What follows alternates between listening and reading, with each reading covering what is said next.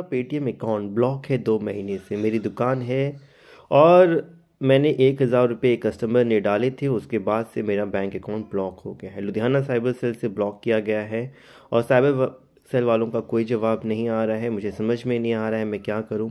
Paytm वाले कह रहे हैं कि एनओसी लेकर आए साइन, तभी हम आ जाकर आपका अकाउंट अनब्लॉक करेंगे। अब इस तरीके से बहुत से लोगों की दुकान है जहाँ पे कि कोई भी अनजान व्यक्ति आकर क्यूआर कोड स्कैन करके पेमेंट करता है। अब हमें ये पता नहीं होता है कि जो पेमेंट करने वाला है वो सही है गलत है, या जो पैसे हमें भेज रहा है वो पैसे सही हैं या गलत है। ऑब्वियसली पैसे एक्सेप्ट कर लिए जाते हैं और फिर उसके बाद पता होता है कि जो पैसा आया है वो डिस्प्यूटेड अमाउंट है, साइबर फ्रॉड का पैसा है, ठगी का पैसा है, जिसकी वजह से उसका कुछ पोर्शन आपके खाते में आया और आपका अकाउंट भी ब्लॉक हो गया।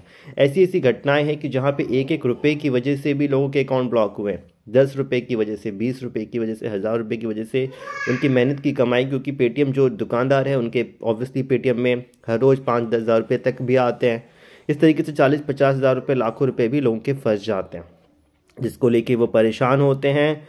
कई बार वकीलों के चक्कर काटेंगे, वकील भी उनको डराएगा धमकाएगा, अपने हिसाब से पैसे ठग लेगा।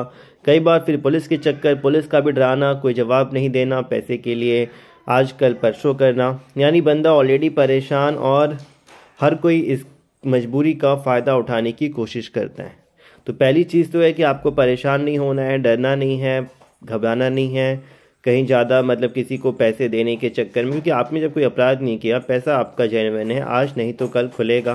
थोड़ा सा पेशेंस रखें, जो लीगल प्रोसेस है उसको फॉलो करें। पहला प्रोसेस है बैंक से जवाब लेना कि किस पुलिस स्टेशन के द्वारा, और क्या उस पुलिस स्टेशन का मेल आईडी है या आयोग का क्या नंबर है वो लें। एक्नॉलेजमेंट नंबर मिलता है, उसके द्वारा आप पुलिस स्टेशन की जानकारी निकाल सकते हैं। हो सके तो कई बार आप कंप्लेंट की जानकारी निकालें, जिसने कंप्लेंट की है डायरेक्टली आप उनसे बात करें, पुलिस के थ्रू बात करवाएं।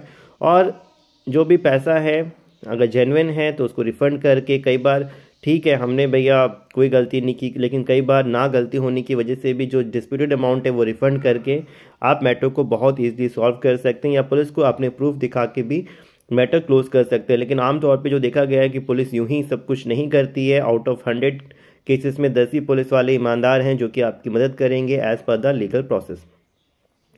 फिर भी अगर आपका किसी भी वजह से, चाहे वो चार्जबैक कंप्लेन आया हो, कोई फ्रॉड ट्रांजैक्शन को रिलेटेड आया हो, किसी बैंक से आया हो, साइबर सेल से आया हो, क्या प्रोसेस है, पेटीएम को क्या मेल करना है, पुलिस वालों को क्या मेल करना है, लेटर कैसे लिख सकते हैं, आप जा कैसे सकते हैं, मिल कैसे सकते हैं उनसे, अपना प्रॉब्लम कैसे सॉल्व करवा सकते हैं, वो सारी जानकारी आपको हमारे द्वारा दी जाएगी। या आपके साथ कोई फ्रॉड हुआ है तो अपना पैसा आप रिकवर कैसे कर सकते हैं, वो भी सारा कुछ आपको बताया